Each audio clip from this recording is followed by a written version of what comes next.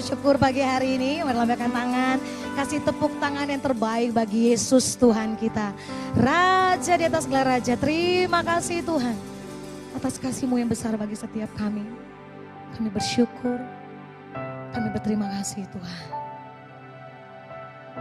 Terima kasih Yesus.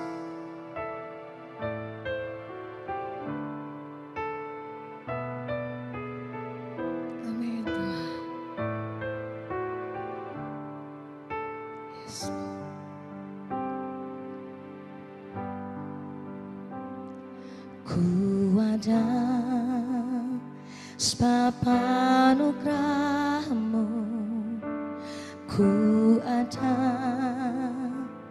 karena kasih-Mu, Tuhan Yesus. Ku berterima kasih buat kasih rahmat-Mu. Terima kasih Tuhan.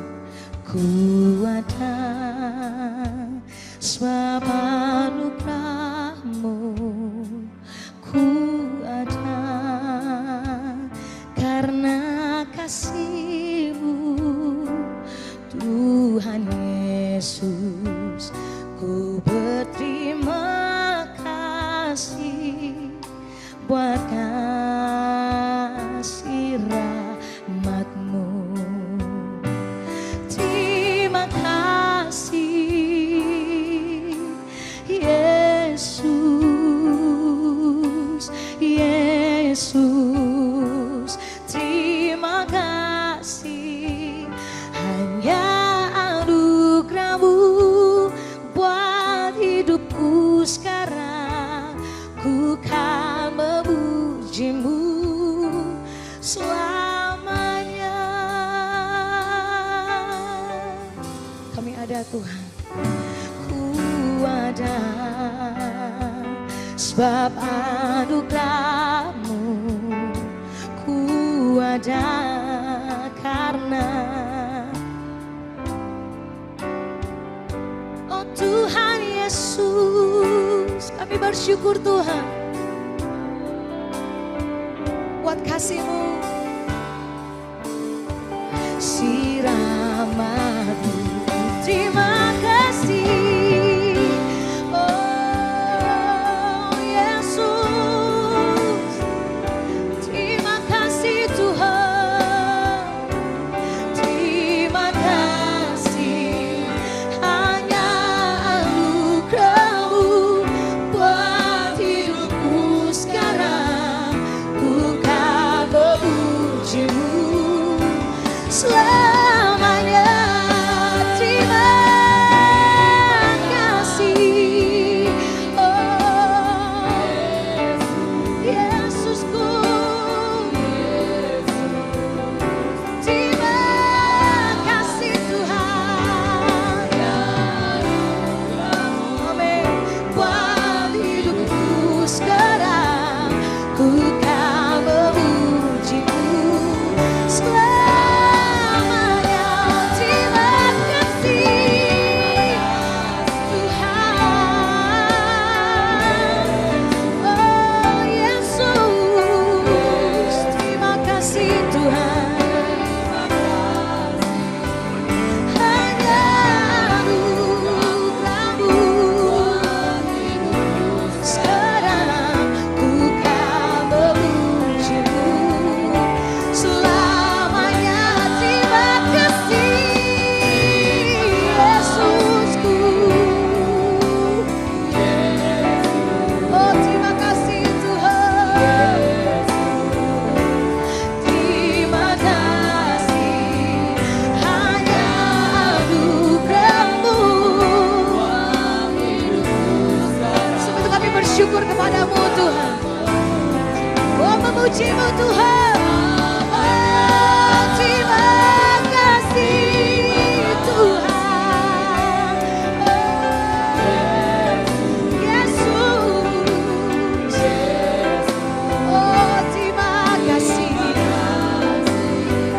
hanya anugerah-Mu buat hidupku sekarang.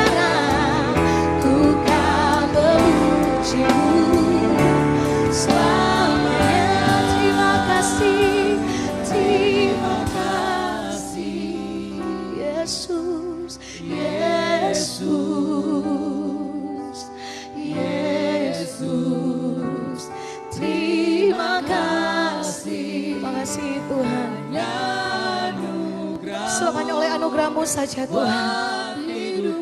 Sekarang ku kan memuji-Mu selamanya.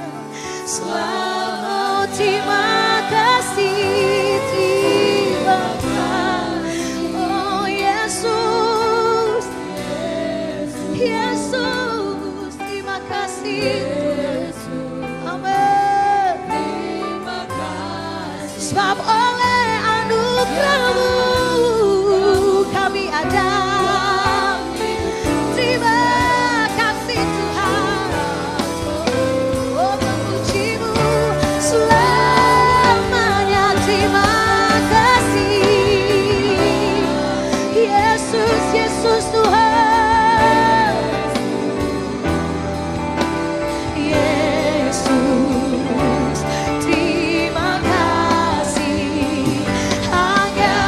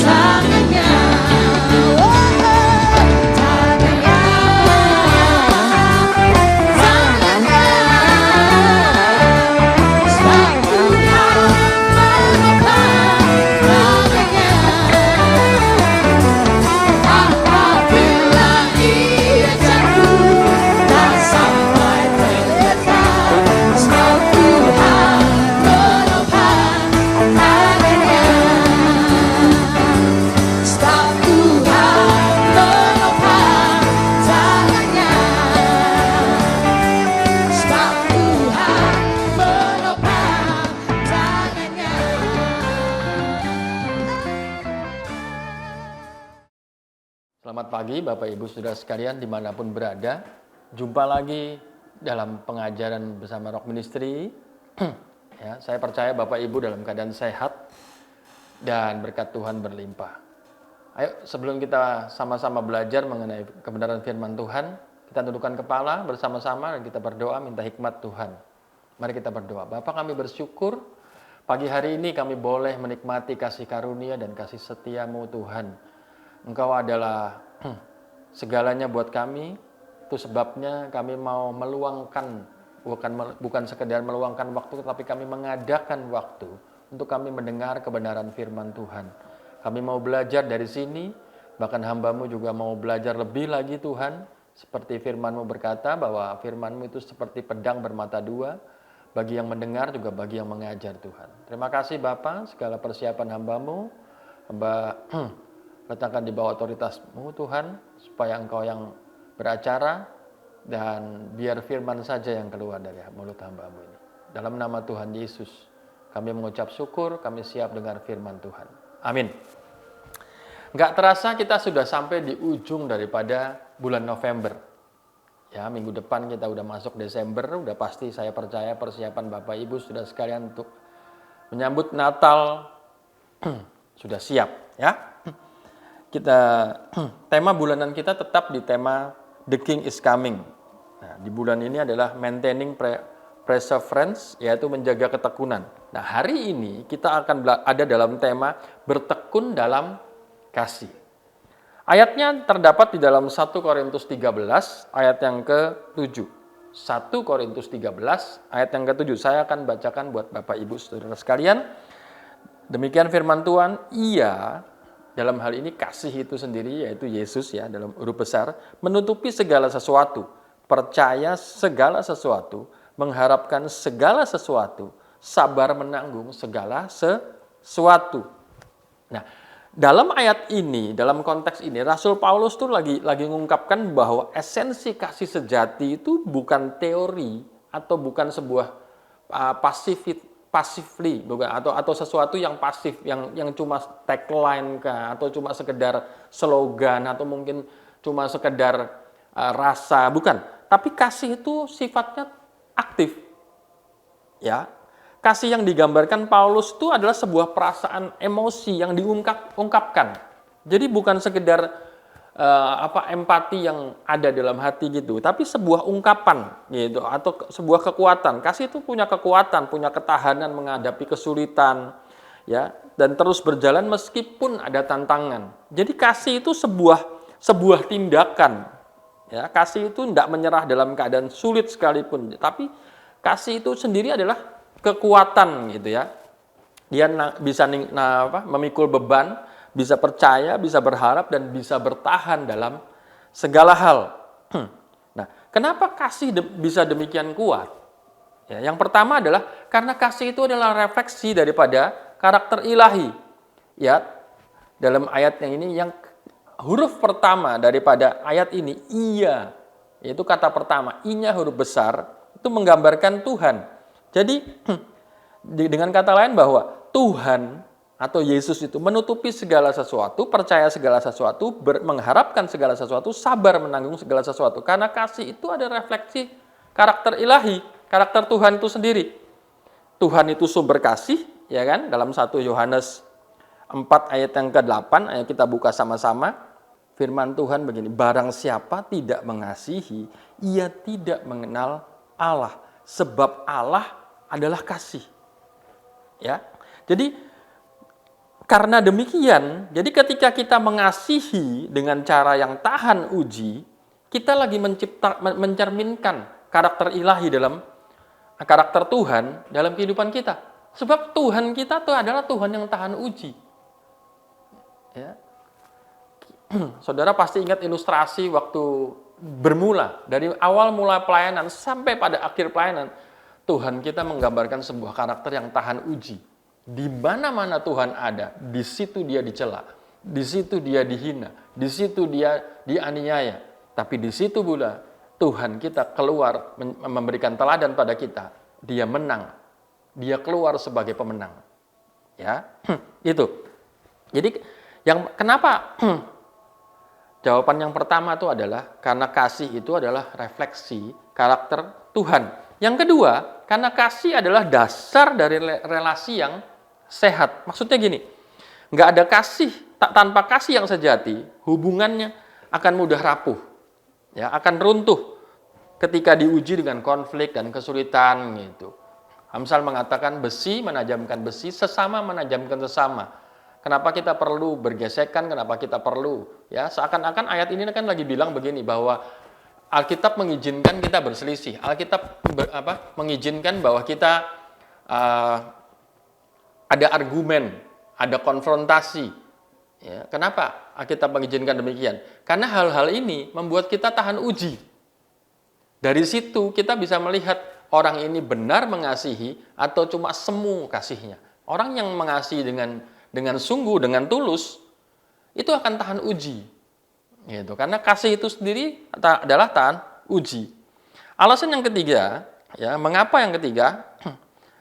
Kenapa kasih itu punya kekuatan? Karena dengan kasih itu membawa kesaksian. Ya, kasih yang tahan uji akan menjadi kesaksian nyata bagi orang, ya, bagi dunia terus terang. Kasih Yesus yang hidup dalam diri orang percaya.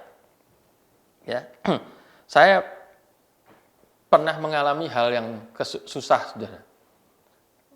Dari situ saya melihat bahwa siapa orang-orang yang ada di sekitar saya, yang akhirnya membuat saya bangkit lagi, yang memberi semangat kepada saya. Itulah orang-orang yang punya kasih sejati yang nggak mandang, bukan mengasihi karena sebuah zaman sekarang bilang modus, ada cari keuntungan, ya kan? Kita mengasihi karena kita punya sesuatu yang di belakangnya, enggak. Tapi yang betul-betul kasih sejati yang enggak memandang hal itu. Membantu tanpa pamrih, memberi kekuatan tanpa pandang waktu, ya kan? Kapan aja selalu tersedia, itu. Dan akhirnya itu kan memberikan kesaksian. Ya. Secara enggak langsung, dia udah bersaksi kepada saya bahwa Tuhan yang dimiliki hebat. Sama begitu ketika kita membantu orang dengan pamrih, maksudnya tanpa pamrih, tanpa mengharapkan sesuatu, orang lihat, kamu ini kok bisa begini, ini gimana sih? Ya kan aku punya Tuhan yang melakukan hal yang sama. Ya kan? Kita nggak perlu bersaksi panjang lebar, kita nggak perlu ayat demi ayat kita keluarkan, kita cukup mempertunjukkan kasih itu seperti apa. Orang akan lihat gambaran Kristus dalam kehidupan kita. Ya, itulah kita bersaksi. Nah, kalau tadi kita belajar mengapa kasih itu disebut punya kekuatan, kenapa kasih itu bisa bertahan dalam segala situasi.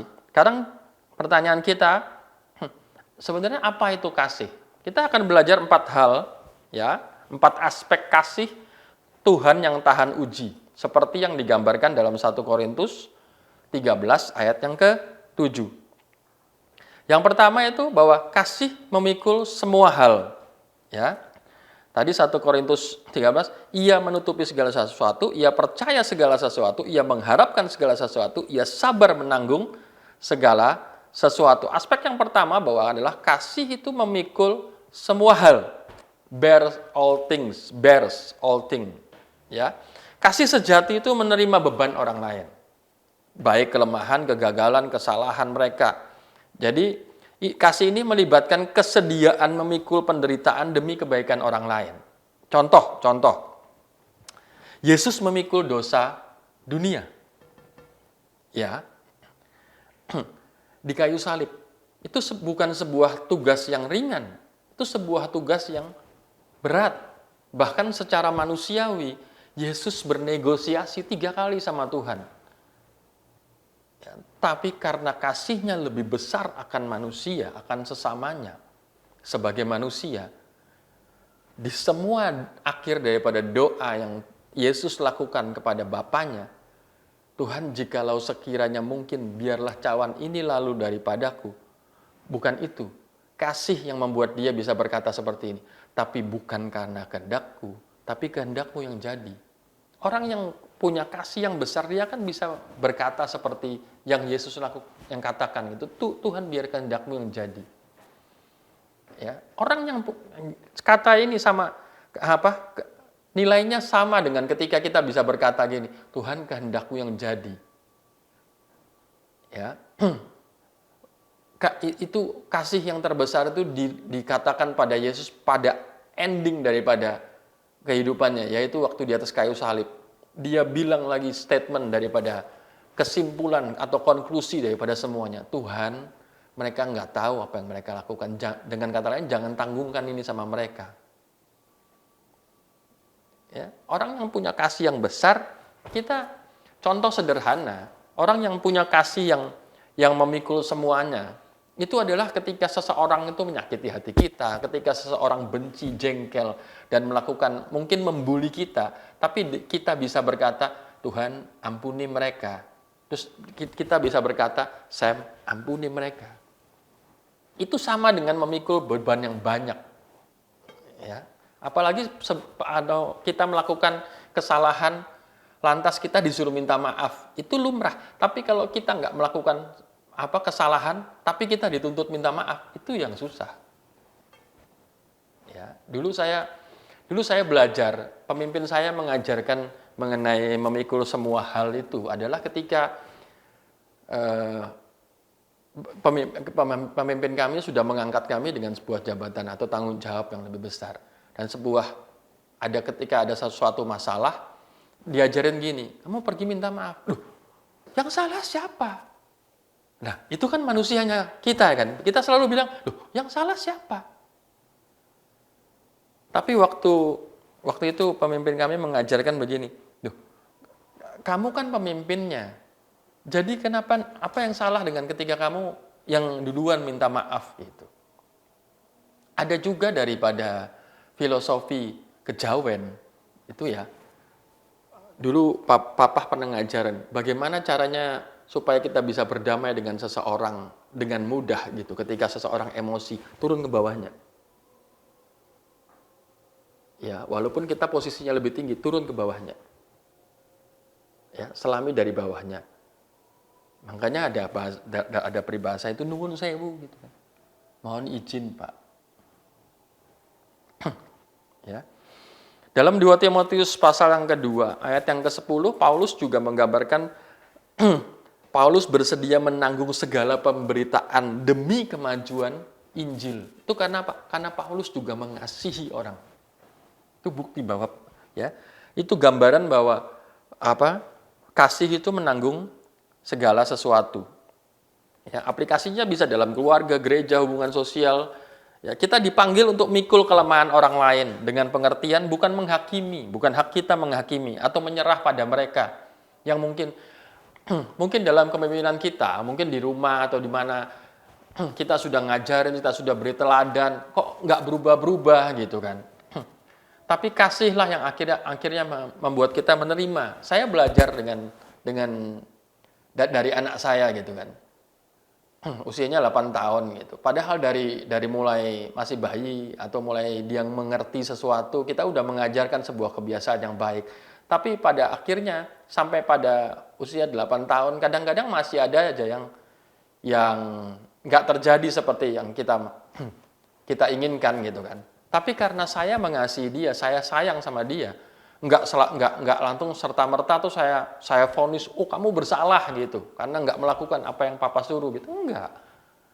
Itu kan bahwa karena kita punya kasih. Nah, gambaran sederhana itu sama seperti ketika kita punya kasih dalam kehidupan kita akan bisa melakukan hal yang sama seperti itu. Nah, yang kedua, kasih itu percaya kepada segala sesuatu, believe all thing. Ya. Kasih itu memberikan kepercayaan kepada orang lain, mengharapkan yang terbaik dan tidak mudah curiga. Jadi kalau di lingkungan saudara ada orang yang modelnya overthinking, terus yang curiga, terus sedikit begini, sedikit begitu, selalu, itu bukan orang yang mengasihi. Orang yang mengasihi kita adalah orang yang percaya, even kita belum bisa melakukannya. Tapi dia sudah berharap banyak karena dia mengasihi kita. Ya. Contoh, Paulus tetap percaya kepada jemaatnya di Filipi. Coba kita buka sama-sama Filipi pasal yang pertama, ayat yang ke-6 ya. Paulus bilang begini, akan hal ini aku yakin sepenuhnya, yaitu ia, dalam hal ini ianya berbesar Tuhan Yesus, yang memulai pekerjaan yang baik di antara kamu, akan meneruskan sampai pada akhirnya pada hari Kristus Yesus. Jemaat yang sedang dinasihati sama Paulus ini, Paulus yakin bahwa ini jemaat yang dirintis oleh Yesus sendiri. Ya, dia akan jadi sampai pada akhirnya. Jadi Paulus lagi belajar untuk tetap percaya pada jemaat di Filipi bahwa mereka akan menyelesaikan pekerjaan yang baik yang Tuhan sudah mulai dari awal. Even pada prakteknya tidak sesuai dengan apa yang diharapkan. Ya, kita kan sering mendapatkan hal itu kan. Kita berharap pada seseorang untuk melakukan ini, pada prakteknya nggak terjadi. Gitu ya. Tapi toh karena kita menyayangi dan kita mengasihi dia, kita tetap mempercayakan pada dia kan. Ya. Gambaran ilustrasi paling nyaman itu adalah ketika bapak sama anak. Nah, sama. Saya berharap sesuatu pada anak saya untuk dia lakukan gitu. Walaupun gagal pun saya tetap berharap bahwa nanti satu saat dia akan bisa melakukannya. Sampai pada akhirnya dia akan bisa melakukannya. Ya, itu gambarannya itu.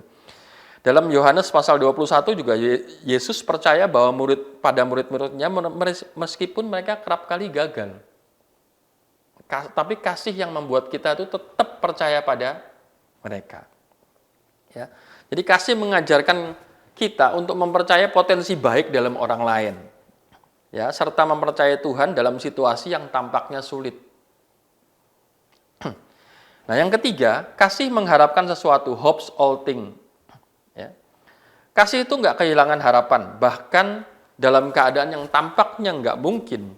Ya, ini mencerminkan bahwa kasih itu sebenarnya optimis yang didasarkan pada iman dan janji-janji Tuhan. Contohnya dari mana? Contohnya Roma 4 ayat 18. Ada sebuah kisah. Kisah ini terjadi di dalam perjanjian lama, tapi dicatat. Karena apa? Karena iman. Ya, sebab sekalipun tidak ada dasar untuk berharap, namun Abraham berharap juga dan percaya bahwa ia akan menjadi bapa banyak bangsa menurut yang telah difirmankan.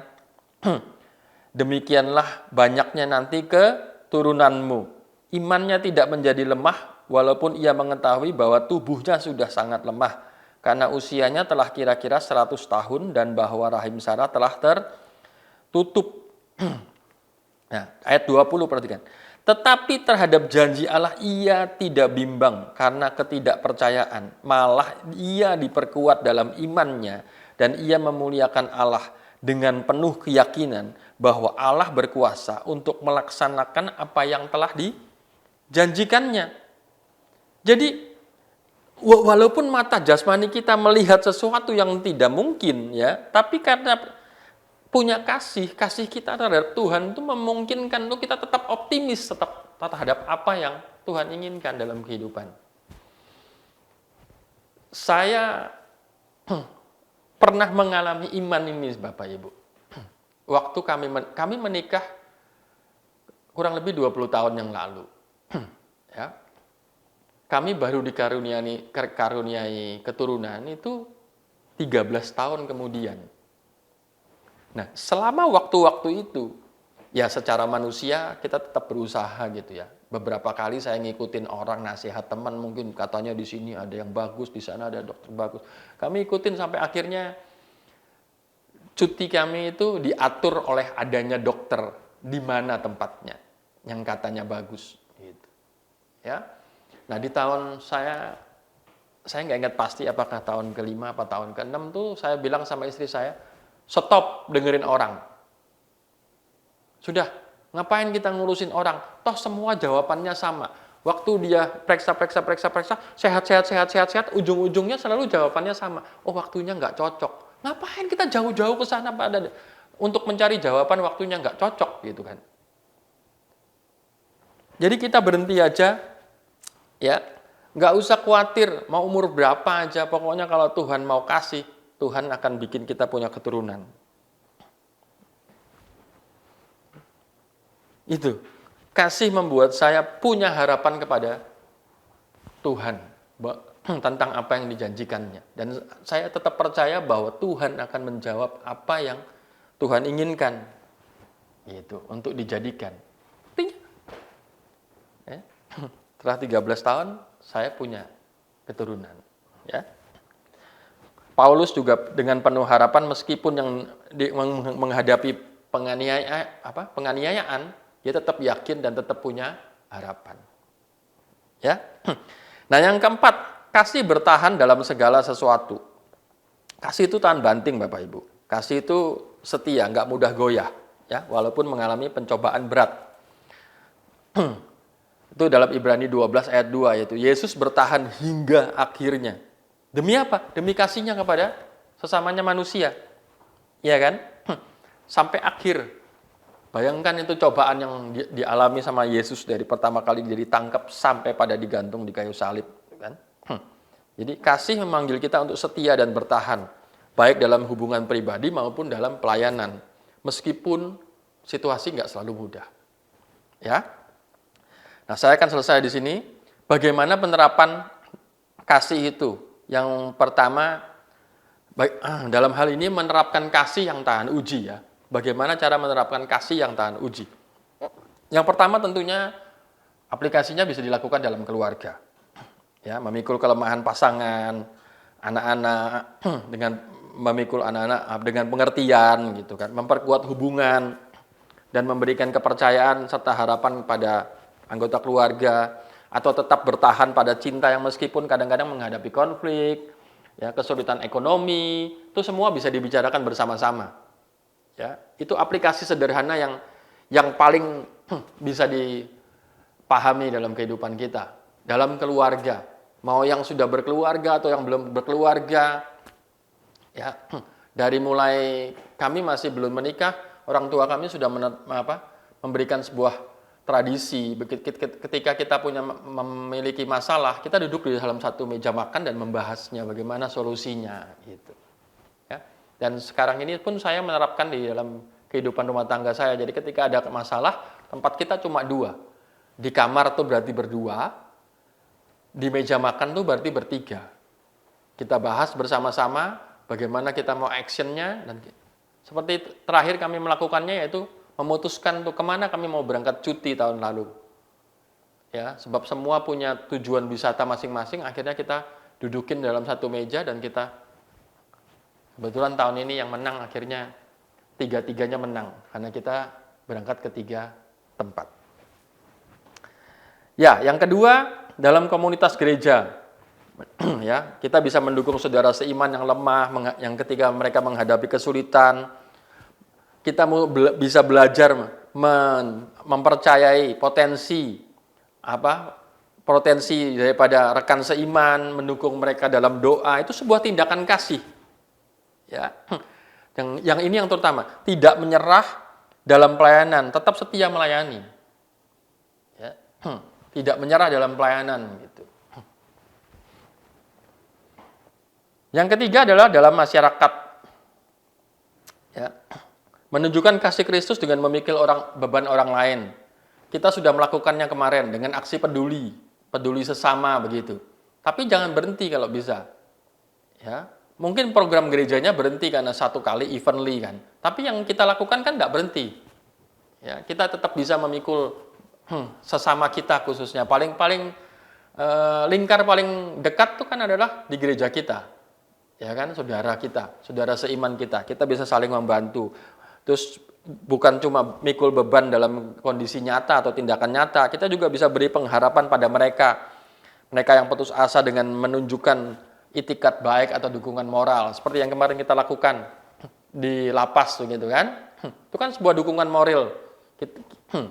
Ya, esensi daripada kemarin itu kan bukan sekedar pengajaran, tapi lebih kepada dukungan moral, bahwa kita ikut peduli dengan membangun mereka ketika mereka paham mengenai esensi sebenarnya dari firman Tuhan itu, dan dari esensi kepriaan mereka bisa berfungsi dengan lebih baik, gitu kan? Itu sebuah dukungan moral. Atau tentang bertahan sebagai terang dunia, bahkan di lingkungan yang nggak mendukung.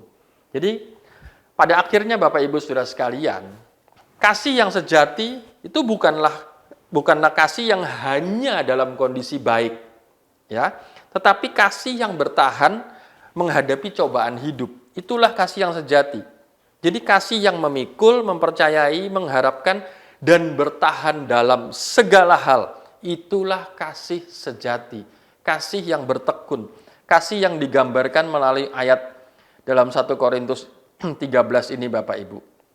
Jadi kasih yang menutupi segala sesuatu, percaya segala sesuatu, mengharapkan segala sesuatu, dan sabar menanggung segala sesuatu. Yang sepakat katakan amin. Mari kita berdoa. Kami bersyukur untuk pagi hari ini yang indah Tuhan, kami telah mendengar firman Tuhan, dan kami percaya kami dibangun, kami dibuat semakin hari semakin mengerti, dan kami berlimpah oleh kasih karunia.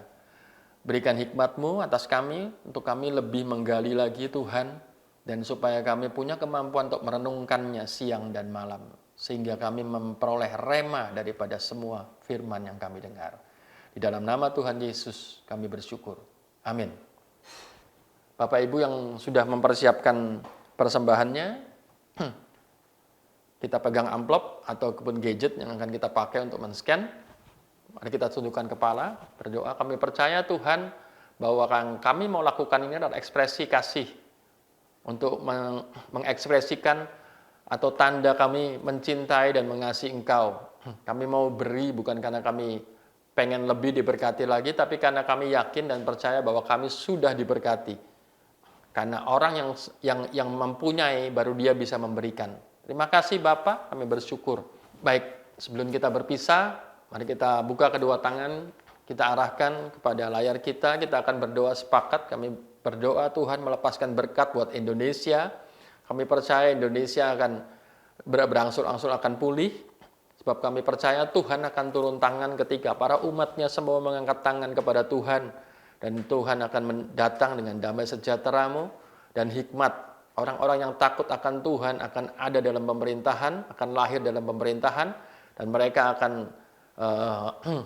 menjadi terang buat semua orang yang ada di dalam pemerintahan yang mementingkan atau mengambil keuntungan bagi dirinya sendiri.